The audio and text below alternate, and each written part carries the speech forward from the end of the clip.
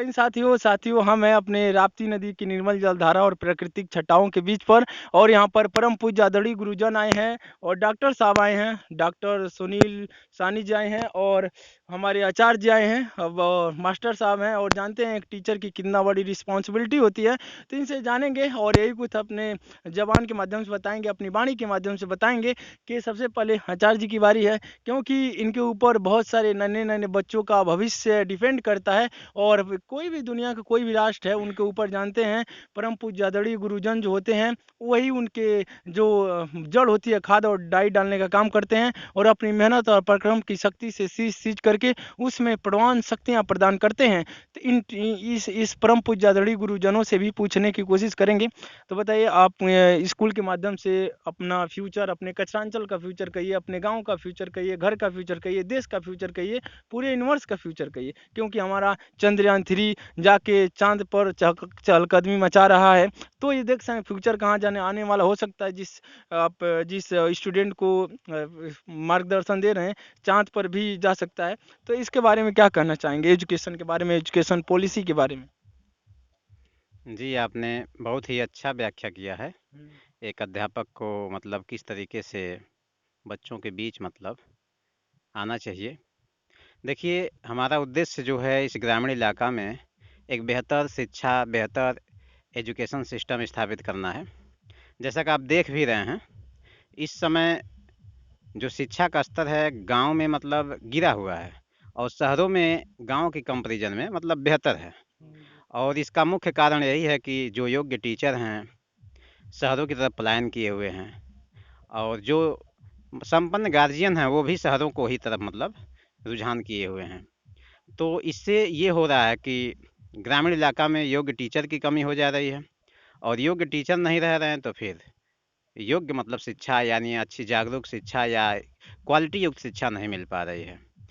तो हम जो है शहरों में रह कर के ये देखा हूँ कि वहाँ पर जिस तरीके से भीड़ है और जिस तरीके से पढ़ाई हो रही है उस स्तर से गांव में मतलब नहीं हो पा रहा है। और हमारा बचपन से ही सपना रहा है कुछ सोशल वर्क के लिए। तो हमने प्रयास भी किया गवर्नमेंट जॉब के लिए, लेकिन कुछ जो हमारे अंदर इच्छाएं थी उसी के अनुसार प्रकृति ने मुझे गांव के लिए चुना है। और हम गांव में एक छोटा सा स्कूल स्थापित किए हैं जिसके माध्यम से मैं गांव के बच्चों को उस स्तर तक उस स्तर तक ले जाना चाहता हूँ जहाँ मतलब शहर के बच्चे जाते हैं या उनसे बेहतर करने का हम प्रयास यहाँ पर करा रहे हैं।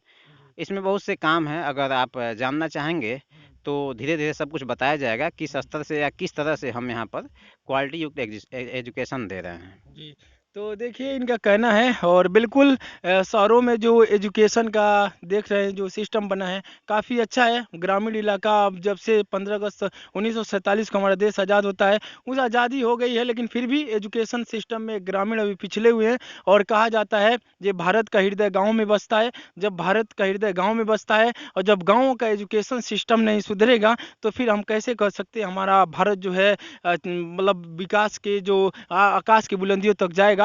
तो कहीं न कहीं ऐसे परम पूज्य आदरणीय गुरुजनों की आवश्यकता है और इनका आवश्यकता है जो शहरों से दूर होते हुए भी गाँव में भी जो शहरों जैसी एजुकेशन पॉलिसी है वो लाने का प्रयास कर रहे हैं, अपनी दिन-रात मेहनत कर रहे हैं। ग्रामीण इलाका के जानते हैं यहाँ पर योग्य टीचर नहीं मिल पाते हैं और यहाँ पर एक कल्चर बहुत बढ़िया है। गाँव का स्वच्छ हवा, खुले मैदान, खुले आसमान के नीचे यहाँ पर गाड़ियों का नॉइस भी नहीं है, शोर-शराबा भी नहीं है। अगर सही से टीचर प्रोवाइड कर दिए जाएँ तो यहाँ के बच्चे जो थिंकिंग पावर है ऑटोमेटिकली बढ़ जाएगी, क्योंकि ये स्वच्छ आज यहाँ पर स्वच्छ वायुमंडल है, नेचर भी स्वच्छ है, सब कुछ स्वच्छ है और शांत माहौल भी है। तो इस माहौल में ग्रामीण इलाका में इनके जैसे परम पूज्य आदरणीय गुरुजन हैं जो अपनी सेवाएं दे रहे हैं और मैं आशा करता हूँ इनकी सेवाएं जो हैं ग्रामीण कल्चर के लिए जो ग्रामवासी हैं इनके भविष्य के लिए काफ़ी बेहतर साबित होगा, क्योंकि परम पूज्य आदरणीय वही होते हैं जो स्वयं जल करके दूसरों को प्रकाश देने का काम करते हैं और वो लोग दे भी रहे हैं। अभी आए हैं अपने स्कूल से, स्कूल का नाम बताइए? जी, हमारे स्कूल का नाम है श्री रघुनाथ अकेडमी, हाँ, जो पचरुखा में स्थित है। हाँ। तो अभी आप वहीं से आए हैं अभी जी जी, वहीं हाँ, से मैं आया हूँ और हमारे मित्र डॉक्टर सुनील साहनी हैं, हाँ, आ, मिस्टर रामनाथ जी हैं हाँ, और स्वयं आप हाँ, मिस्टर सुरेश यादव जी हैं। हाँ, तो आपसे मतलब मुलाकात करने की इच्छा हुई, उसी हाँ, क्रम में मतलब आ गए हाँ, और कुछ आपका मतलब योग्यता भी देखे और इसी क्रम में आप कुछ मुझसे पूछ रहे हैं। तो एजुकेशन के बारे में बात कर रहे थे, हाँ, तो मैं बता दूं कि ग्रामीण इलाका में कहाँ से दिक्कत आ रही है। तो दिक्कत यहाँ से है कि सबसे बड़ी दिक्कत कि ग्रामीण इलाका में पैसे कम हैं और यहाँ पर कुछ छोटे मोटे स्कूल हैं जो एजुकेशन को या यूँ कहिए कि मतलब शिक्षा व्यवस्था को टोटली बिजनेस का रूप मतलब बना दिए हैं। उस पर कोई काम नहीं करना चाह रहा है। तमाम स्कूल हैं, शिक्षा पर नहीं काम कर रहा है, बिजनेस बना दिया है। जैसे हम उदाहरण देना चाहेंगे कि किताबें ही ले लीजिए। क्या आपने पढ़ा था तो क्या आपके बड़े भाई जो किताब पढ़े थे जब आप आए तो वो रद्दी हो गई थी? बता नहीं, वो नहीं तो हम रद्दी हुई लोग थी ना? कई जी लोग जी। पढ़े थे, बदल हम बदल। ये कह रहे हैं कि हम इस समय के जो विद्यालय के मतलब संचालित करने वाले प्रबंधक लोग हैं, ये कह रहे हैं कि इस बार ये किताब जो लगाया हूँ मैं बहुत ही बेहतर है, समझने का प्रयास कीजिएगा। हाँ, समझ लेकिन अगले ही साल वह किताब कैसे मतलब बेहतर से मतलब खराब हो जाती है, समझ रहे बिल्कुल, हैं मैं बिल्कुल क्या बोल समझ रहा रहे हूँ? हैं, बिल्कुल समझ रहे हैं इस हम। बार जैसे मैं अपने बच्चों को लगाया और गार्जियन से कहा कि ये किताब बहुत बेहतर है, चेंज कर दिया हमने हुँ, पिछले साल का किताब। हुँ। तो फिर अगले साल हमने किताब क्यों चेंज किया? अगले साल भी चेंज कर दिया। हाँ, अगर बिल्कुल। बेहतर है, बहुत अच्छा है तो तो फिर फिर चेंज क्यों चेंज किए? करने की आवश्यकता क्या है? समझ रहे हैं? हुँ, तो इस पर मुझे काम करना, मुझे किताबें चेंज नहीं करनी हैं और हुँ, मैं भारत सरकार और उत्तर प्रदेश सरकार से आग्रह भी करना चाहेंगे हुँ। कि इस पर काम करें और बिल्कुल। हमें ज़्यादा खुशी होगी अगर हमारी सरकार इस पर सपोर्ट करती है। सिर्फ हम अपने ग्रामीण इलाका की बात ही नहीं कर रहे हैं, हुँ, शहरों में भी गरीब लोग हैं या बिल्कुल। हर जगह ज़रूरतमंद लोग हैं, तो उनकी सहायता हो। और वास्तव में अगर हम पर्यावरण की बात करें तो हम पर्यावरण दिवस मनाते हैं हुँ, या और भी जागरूकता दिवस मनाते हैं, लेकिन वास्तव में अगर सरकार इस पर काम करे हुँ। तो आप समझ सकते हैं कितने पेज, कितने पन्ने की बर्बादी हो रही है, कितने कागज़ की बहुत बर्बादी ज़्यादा। हो रही है। हर साल किताबें बदल रही हैं, हर साल नई किताबें छप रही हैं। क्या इस पर सरकार ध्यान नहीं देना चाह रही है? बिल्कुल अगर देनी ध्यान चाहिए। देना चाह रही है तो क्यों नहीं इस पर प्राइवेट स्कूलों पर रोक लगा रही कि किताबें हर साल चेंज ना हो? क्यों नहीं ऐसी किताबें ला रही है जो हर साल चले और उस किताबों का प्रयोग जो है हमारे पीछे आने वाले हुँ, छोटे भाई-बहन उसका प्रयोग कर सकें। ठीक है, जिनके पास न पैसे हैं या नई किताब लेना चाहते हैं, नई किताब ले लें। हम जो पुरानी किताबें से पढ़ना चाहते हैं उस पर पढ़ लें। तो इससे एक फ़ायदा ये होगा कि हम परिवार को आर्थिक रूप से मतलब सपोर्ट भी करेंगे। बिल्कुल, स्कूल बिल्कुल। के मतलब प्रबंधक होने के बावजूद भी हम उन्हें सपोर्ट करेंगे और एक सबसे बड़ा फ़ायदा होगा जो हमारे पूरे विश्व का फ़ायदा होगा, पर्यावरण का सुरक्षा होगा। पेड़ कटने से बचेंगे, जब ज़्यादा पेज खर्च होंगे, ज़्यादा मतलब कागज़ खर्च होंगे, हुँ, तो ज़्यादा सही। पेड़ कटेंगे और ज़्यादा पेड़ कटेंगे तो हमारा एनवायरमेंटल जो है इकोसिस्टम तुरंत मतलब डिस्टर्ब हो जाएगा। हुँ, ये हो गया। हुँ, दूसरी बात हम इस पर ये देख रहे हैं हुँ, कि गाँव में क्या है, हुँ, अनट्रेन्ड टीचर को लोग रख रहे हैं, हुँ, समझिएगा। अब उसको 2000 रुपया दे रहे हैं। हुँ। अब बताइए वो 2000 रुपया में क्या अपने परिवार को चला पाएगा? नहीं चला पाएगा, बिल्कुल। तो पहली बात हम योग्य टीचर नहीं रख रहे हैं, हाँ, योग्य टीचर आ भी रहा है तो उसे हम हाई पेमेंट नहीं दे हाई रहे हैं। पेमेंट नहीं कर पा रहे हैं, मतलब उसे ऐसा पेमेंट नहीं दे रहे हैं जिसके उसके जिससे वो परिवार का सर्वाइव खर्चा कर चल पाए। सके।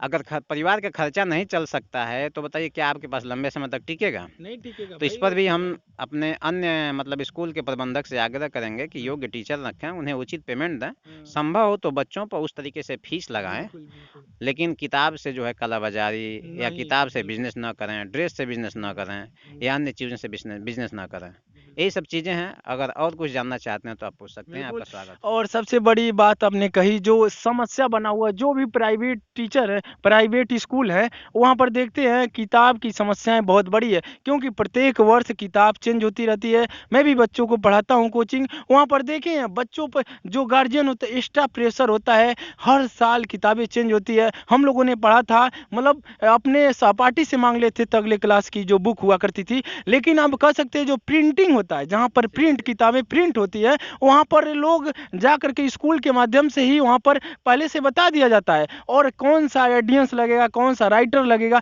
उसे चेंज किया जाता है बार-बार। जी, इससे इससे स्कूल का फायदा होता है। स्कूल फायदे के चक्कर में गार्जियन जो एजुकेशन जो अपने बच्चों को पढ़ाते हैं, एक तो फीस की लोडिंग, फिर हर साल किताब की चेंजिंग। मैंने देखा है कि 3 बच्चे हैं अलग-अलग क्लास में, एक ही घर के हैं, वो बुक नहीं पढ़ पाते हैं। हालाँकि पहले ऐसा होता था, अब बताइए उस गार्जियन पर एक्स्ट्रा प्रेशर पड़ता है और कहीं न कहीं स्कूल की मिलीभगत होती है प्रिंटिंग प्रेस वालों से, जहाँ पर किताबें छपती है, जो वहाँ पर राइटर होते हैं वहाँ तक पहुँच जाते हैं। तो कहीं न कहीं हमारे उत्तर प्रदेश सरकार को भी इस पर एक्शन लेना चाहिए और हम चाहेंगे हमारे मुख्यमंत्री यशस्वी मुख्यमंत्री जी अपनी दिव्य दृष्टि एक बार ज़रूर डालिएगा, ज़रूर, ज़रूर। क्योंकि क्योंकि ये जो एजुकेशन है, ये कहा जाता है ज्ञान व पंख है जो सदैव स्वर्ग की ओर उड़ान भरता है। शिक्षा मंदिर है, स्कूल शिक्षा का मंदिर है। अगर स्कूल स्कूल शिक्षा का मंदिर है, तो वहाँ शिक्षा का मंदिर निष्पक्ष होना चाहिए और जो एक्स्ट्रा गार्जियन पर जो प्रेशर डाला जा रहा है, वो बार-बार बुक को हमेशा चेंज करके वो बंद होनी चाहिए।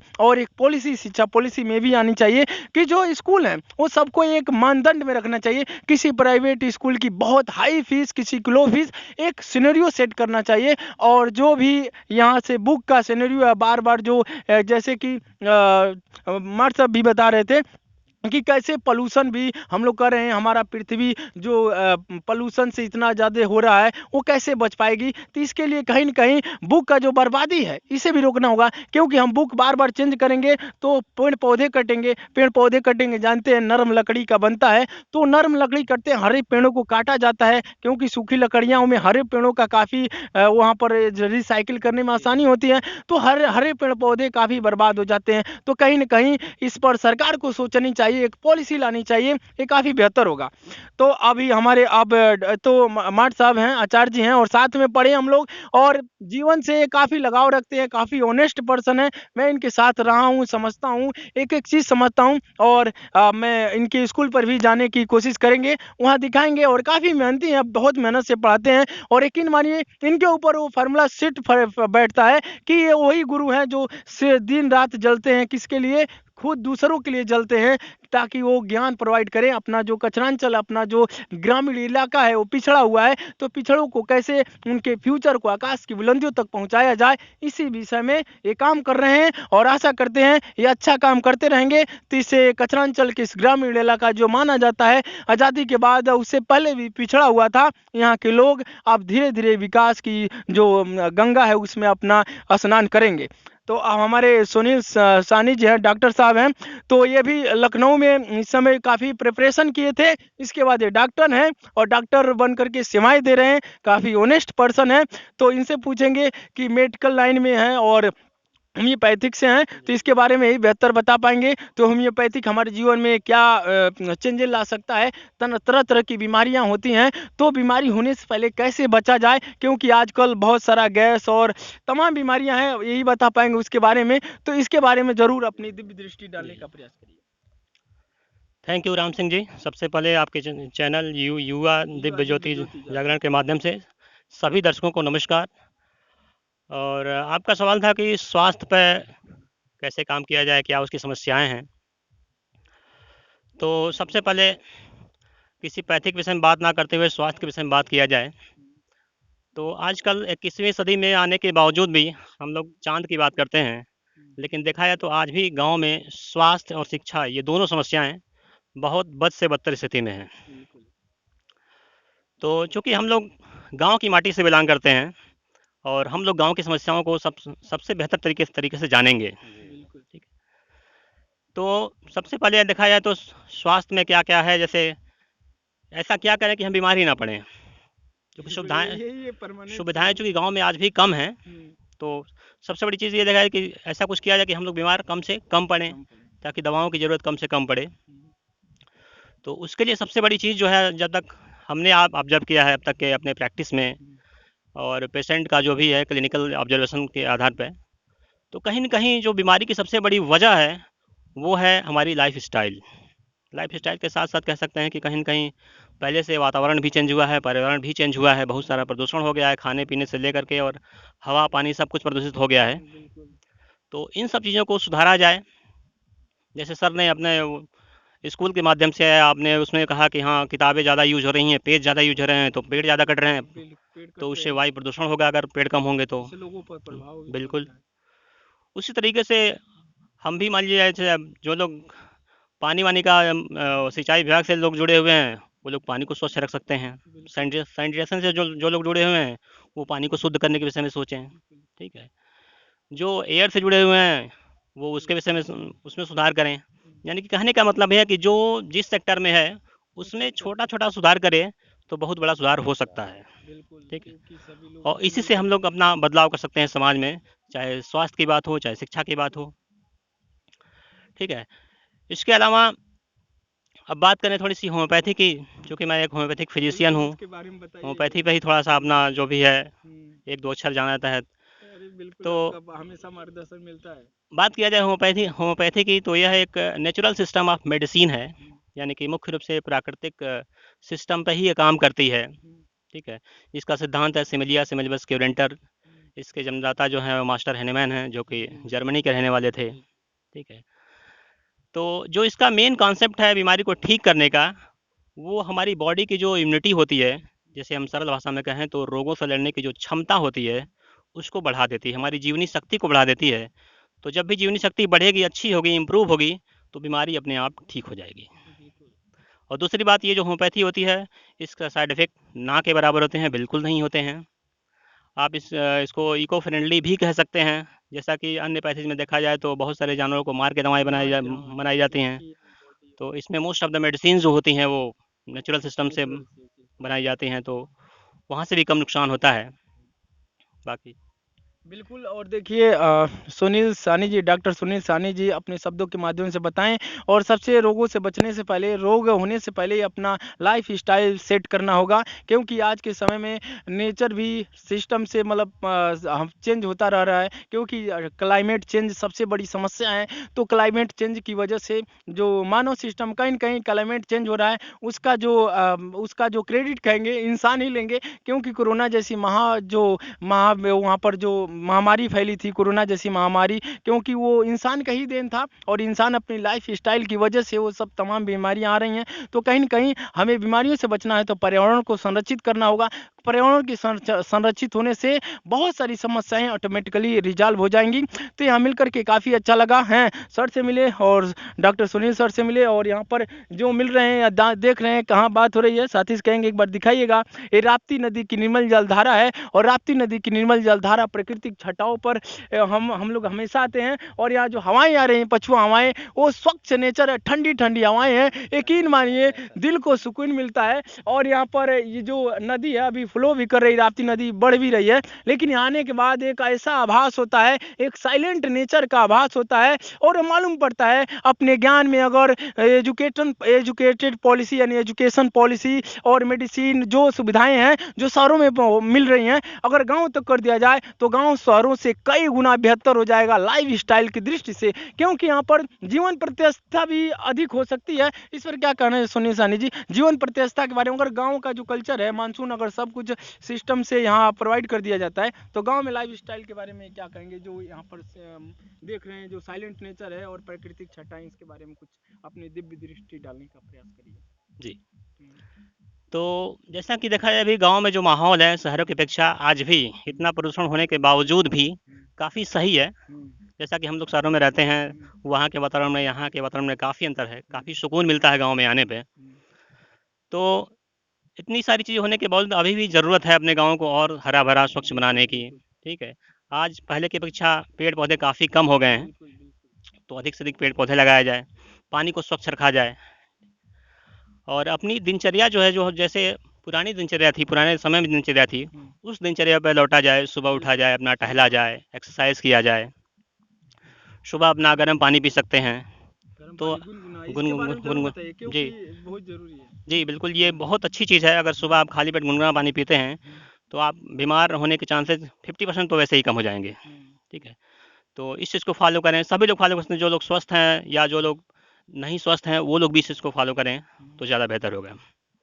इसके साथ साथ खान पान पर भी थोड़ा सा ध्यान दिया जाए। खान पीन में अब डॉक्टर हैं क्योंकि, तो इसके बारे में बताइए, खान जी पीन पर जी कैसे रूटीन को फॉलो किया जाए, इसके बारे में थोड़ा। जैसा कि अब देखा जाए तो जो गांव का युवा सिस्टम है या मैक्सिमम जो लोग हैं वो अब शहर की तरफ पलायन कर रहे हैं। तो शहर की तरफ जाने की वजह से वो शहर की कल्चर को फॉलो कर रहे हैं, यानी कि पहनने का जो ढंग है, जो खाने पीने का ढंग है। सीधे सीधे कहा जाए तो पहले जो चीज़ें शहरों में कभी कभी सुनी जाती थी या ज़्यादा होती थी, वो गांव में अब चाउमीन और बर्गर की बात करते हैं, फास्ट फूड की बात करते हैं। जी जी, उसी को तो नकल कर रहे हैं और बिल्कुल ट्रेंड बना रहे हैं हाँ, उसको। तो उसकी वजह से जो शहरों की बीमारियां होती थी अब वो गांव में दिखने लगी हैं। ब्लड शुगर, बीपी, इन सब की बात पहले शहर में होती थी, कभी कभार सुनते थे हम लोग गांव में, अब वो हर घर में कॉमन हो गई है। अच्छा, मोटे अनाज पर क्या करना चाहेंगे? गाँव में पहले लोग इस समय देखेंगे, अपने गाँव का इलाका देखेंगे खाली पड़ा है, जी। और इस समय मोटे अनाज का दौर है क्योंकि मानसून चलता है और हम्म। इसमें मोटे अनाज काफ़ी होते हैं, जैसे बाजरा, टौनावा और मेरुआ, पता नहीं और क्या क्या होता है। मोटे अनाज पहले लोग खाते थे, शायद तंदुरुस्त रहते थे। जी। उस पर क्या कहना चाहेंगे, जो मोटे अनाज को हम किस तरह इग्नोर कर रहे हैं, उसके बारे में क्या लोग कहना चाहेंगे? क्योंकि एक डॉक्टर हैं तो बेहतर बता जी, बिल्कुल आपने काफ़ी अच्छा विषय उठाया है। तो मोटे अनाज की बात करें तो ये जो मोटे अनाज हैं, आज शहरों में 10 गुना रेट पे बिकते हैं और काफ़ी अच्छे-अच्छे नाम दिया जाता है उसको, जैसे कि अभी हमने एक वो अमेज़न से तीसी मँगाया था, तीसी के विषय में आप तीसी, जानते बिल्कुल होंगे। बिल्कुल, तीसी बिल्कुल, जानते हैं। हाँ, अलसी जिसे कहा अलसी, करते हैं, बिल्कुल। फ्लैक्स भी बोलते हैं उसको। तो वो ₹130 का हमें आधा किलो मिला था। 130 का आधा किलो। जी। और उसको ओमेगा फैटी 3 एसिड के नाम से लोग गाँव शहरों में प्रचार करते हैं और महँगे-महँगे रेट्स पे उसके कैप्सूल बनाते हैं, दवाएँ बनाते हैं और यूज़ करते हैं। जिसको हम लोग गाँव में पहले फ्रीक्वेंटली यूज़ करते थे, उसका और अचार बनाते थे, पीस करके औ खाते थे रोटी से। खाते थे और हुँ। नचौना बनाते आम का, उसमें खोस के हुँ। नाचता था हुँ, हुँ, कभी-कभी हुँ, हुँ। तीसी वाला, और कहीं बिल आँख में होता था तो डाल देते थे, कहते वो साफ कर देगा। मतलब बिल्कुल। ऐसे देखे थे हम हुँ, भी हुँ। तीसी वाला। तो कहीं न कहीं जो पढ़े-लिखे लोग हैं, उसके इम्पोर्टेंस को आज भी समझते हैं और जैसे देखा जाए पहले यही सारी चीज़ें लोग खाते थे, गेहूँ वगैरह इतना नहीं होता था, तो पहले लोग स्वस्थ रहते थे, मजबूत रहते थे। और उसकी सबसे बड़ी जो वजह है कि जितने भी मोटे अनाज होते हैं उनमें जो फाइबर होते हैं वो बहुत प्रचुर मात्रा में पाए जाते हैं और प्रोटीन के ये रिच सोर्स माने जाते हैं जो जितने भी मोटे अनाज हैं। तो इसकी वजह से बीमारियाँ, चूँकि जब फाइबर ज़्यादा आप खाएँगे तो पेट आपका क्लियर रहेगा, साफ रहेगा और लगभग 90% जो बीमारियाँ होती हैं वो पेट की गड़बड़ी की वजह से ही होती हैं। बिल्कुल, ये तो चूँकि पहले लोग मोटे अनाज खाते थे, पेट क्लियर रहता था, तो बीमारियाँ नहीं होती थीं। बाकी जो जो थोड़ा बहुत बचा वो, चूँकि पानी स्वच्छ था, हवा स्वच्छ थी, विचार स्वस्थ थे, तो इसकी वजह बिल्कुल। से ये सारी चीज़ें नहीं होती थी, बीमारियाँ कम से कम होती थीं। तो ज़रूरत है उस पुराने ढर्रे पे, उस पुराने पैटर्न पे लौटा जाए, प्रकृति की तरफ लौटा जाए, क्योंकि ये जो मानव जीवन मिला है, सारी योनियों में सबसे श्रेष्ठ होता है। 84 लाख योनियाँ बताई जाती है उस पर जी, जी, मानव उसमें जीवन। सबसे श्रेष्ठ होता है, सोचने समझने की क्षमता दिया है प्रभु ने, तो उसको फ़ॉलो करते हुए इस जीवन के महत्व को समझा जाए, अच्छी लाइफ़स्टाइल फ़ॉलो किया जाए और स्वस्थ रहा जाए और दूसरों को स्वस्थ बनाया जाए। बिल्कुल। और देखिए, डॉक्टर साहब के माध्यम से, डॉक्टर सुनील सानी के माध्यम से आप लोगों ने सुना और देख रहे थे जो मोटे अनाज होते हैं, डॉक्टर साहब यहाँ पर देखें मोटे अनाज होते हैं तो उसमें शायद खाद का भी, उसमें इस समय खाद को उतना ज़रूरत नहीं होती जितना कि ठंडी के टाइम में हम रबी की फसल जी, बोते हैं, जितना जी। खाद चाहिए था इस समय की फसलों में उतना खाद भी नहीं लगती। और यहाँ क्योंकि यहाँ पर बारिश होती है, तो बारिश होती है, बारिश में जो फसलें उगती है उसमें आपने बताया कि फाइबर की मात्रा ज़्यादा होती है, तो बिल्कुल ये फसल इग्नोर नहीं करना चाहिए। और क्योंकि यहाँ हम लोगों के पीछे राप्ती नदी बढ़ रही है, तो यहाँ के किसान हमेशा नदी पर भी निर्भर रहते हैं और ये हमेशा इस सस्पिशन रहते हैं, कभी बाढ़ आ सकती है, कभी नहीं आ सकती है, लेकिन कोशिश तो किया जाना चाहिए है। बाढ़ कभी आती है कभी नहीं, लेकिन कोशिश किया जाना चाहिए। अभी इधर मैदान खाली है, लेकिन बंधे कुछ साइड में देखो उधर भी बहुत खाली है, तो मैं देख के हैरान होता हूँ, क्योंकि किसान होते हैं, जानते हैं किसान की कितना बड़ी रिस्पॉन्सिबिलिटी है और किसान अपने देश की अर्थव्यवस्था में 50% डिस्ट्रीब्यूशन देते हैं, 50% योगदान किसानों का है। और यहाँ पर किस देख सकते हैं, डॉक्टर साहब ने, सुनील सानी ने भी बताया कि 130 रुपए का कितना खरीदे थे आप? आधा किलो 130 रुपए का, और कंपनी अपना बाकायदे मोहर और सब कुछ ठप्पा लगाया था। वो किसान ही कहीं से उगाए होंगे, तो हम क्यों नहीं उगा सकते थे? अब इस समय देखते थे, मतलब जो तीसी का कितना, मतलब लोग नहीं उगाते, खेतों में बोना ही छोड़ दिए हैं। तो ये तरह तरह की बीमारियां, हम बोतल पैक जब तेल लाएंगे, वो कोई चीज़ जब मार्केट से लेते हैं, समझिए कहीं ना कहीं मिलावटी है। और हम जो ऑयल खाते हैं, जो चीज़ें खाते हैं, कहीं न कहीं मिलावटी है। जब मार्केट की चीज़ें खाएँगे तो कहीं न कहीं मिलावटी खाएँगे और अंदर जाएगी तो बॉडी में क्या रिएक्शन करेंगी, हम सोच भी नहीं सकते। इसके बारे में डॉक्टर सुनील सानी बता पाएँगे। आजकल का जो हम मार्केट की चीज़ें खा रहे हैं, जो चीज़ें ला रहे हैं, वो कितना मिलावट है और किस प्रकार से उनसे बचा जा सकता है, इसके बारे में क्या कहना चाहेंगे? थोड़ा इस पर भी अपना दिव्य दृष्टि डालें। जी, ये चीज़ भी स्वास्थ्य की दृष्टि से बहुत महत्वपूर्ण है और जो आजकल तमाम बीमारियाँ हो रही हैं, जैसे किडनी प्रॉब्लम हो रही हैं, किडनी की पथरी हो रही है, किडनी जो बच्चों तक की खराब हो जा रही है। बच्चों तो को, हाँ उसमें जी। सबसे बड़ी जो वजह है, वो मार्केट से जो चीज़ें हो रही हैं, जो ली जा रही हैं, वो बहुत प्रदूषित हैं। तो उसमें सबसे बड़ी वजह ये है कि जैसे आजकल हम लोग खेती करना कम कर दिए हैं देखा जाए बिल्कुल, हाँ। तो उतनी प्रोडक्टिव तो हो नहीं रही है और जनसंख्या पहले से 4 गुना हो गई है और भी बिल्कुल। ज़्यादा हो गई है। चाइना को छोड़ के पहले स्थान हाँ, पर हम आ गए।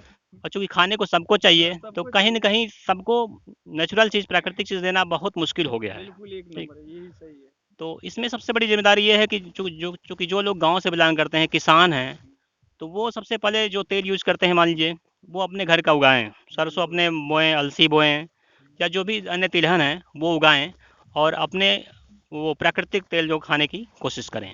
ठीक है। इसके साथ-साथ और भी ज़्यादा प्रोडक्टिविटी अपनी बढ़ाएँ, उत्पादकता बढ़ाएँ, ताकि जो देश के अन्य लोग हैं, उनको भी अच्छी चीज़ें या शुद्ध रूप से प्योर चीज़ मिल पाए, प्राकृतिक रूप से। जी। तो बिल्कुल सुनील, देखिए सुनील, डॉक्टर सुनील सानी भी अपने शब्दों के माध्यम से बताएं, और सर जी, आचार्य जी भी कुछ बताने की कोशिश की, और बहुत अच्छा एजुकेशन पॉलिसी है। और ये सारे लोग ग्रामीण से हम लोग कनेक्टेड हैं, शहरों में रहे हैं, लेकिन गांव क्या है और कहां तक कमी है ये सर भी जानते हैं और डॉक्टर सुनील सानी भी जानते हैं। तो इसीलिए वो बता रहे हैं कि जो हमारा ग्रामीण कल्चर है काफ़ी बेहतर हो सकता है, लेकिन हम जो मार्केट से ला रहे हैं जो चीज़ें, वो हम खुद उगा सकते हैं। लेकिन मार्केट की जो चीज़ें आ रही हैं वो आपके घरों में मार्केट करने जा रहे हैं, मार्केट से चीज़ें ला रहे हैं, लेकिन आप बीमारियां भी साथ में ले रहे हैं। अगर बीमारियां साथ में लेकर आ रहे हैं तो आपको बीमारियों से बचना है, तो उन्हें इग्नोर करना होगा। जैसे कड़ू का तेल हो गया, बहुत सारी जो चीज़ें अपने घर में उगा सकते हैं, लेकिन अब हम शहरों से मंगा रहे हैं, तो अपने घरों में उगाना होगा, बीमारियों को दूर करना होगा। बीमारियों को स्कैन करना है तो अपने घरों की चीज़ों पर ज़्यादा से ज़्यादा अपने घरों में उगाई चीज़ों को विश्वास करना होगा, उस पर खाना होगा, तभी बीमारियों से बच सकते हैं। और काफ़ी अच्छा लगा आप लोगों से बात करके। जय हिंद।